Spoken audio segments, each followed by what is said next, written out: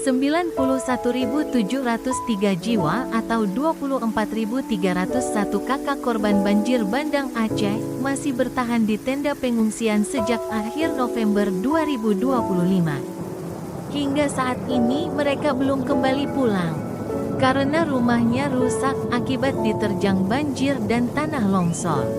Sampai tanggal 21 Januari tahun 2026 kemarin, korban bencana hidrometeorologi Aceh yang masih bertahan tersebar pada 988 titik pengungsian di berbagai kabupaten kota terdampak. Namun pengungsi terbanyak kini berada dalam Kabupaten Aceh Utara sekitar 33.261 jiwa atau 9.242 kakak tersebar di 210 titik lokasi pengungsian.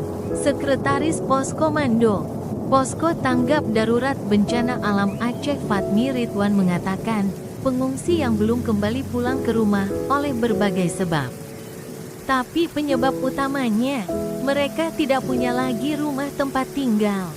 Selain belum jadi hunian sementara, dikatakan pemerintah juga tengah berusaha memulihkan kondisi pasca bencana Aceh dengan rehab rekon mulai dari kerusakan rumah warga, lingkungan, sektor ekonomi, kawasan permukiman, hingga aset desa, kabupaten, dan provinsi.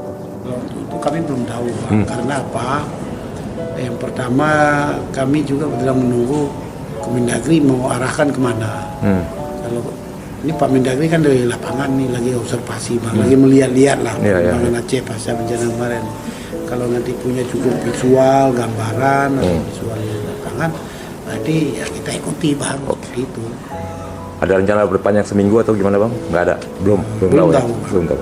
Bang, mengenai pengungsi bang yang sampai saat ini belum kembali itu ada berapa jumlahnya bang?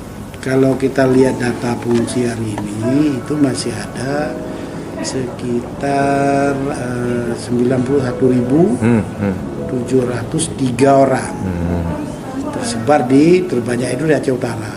Kemana mau pulang dia, rumahnya untaranya belum jadi. Nah itu bang, makanya dia belum jadi. Di Aceh Tengah ada 5.000. Aceh Tenggara ada 2.474, Meriah 2.116. Jadi upaya kita untuk pemulihan gimana?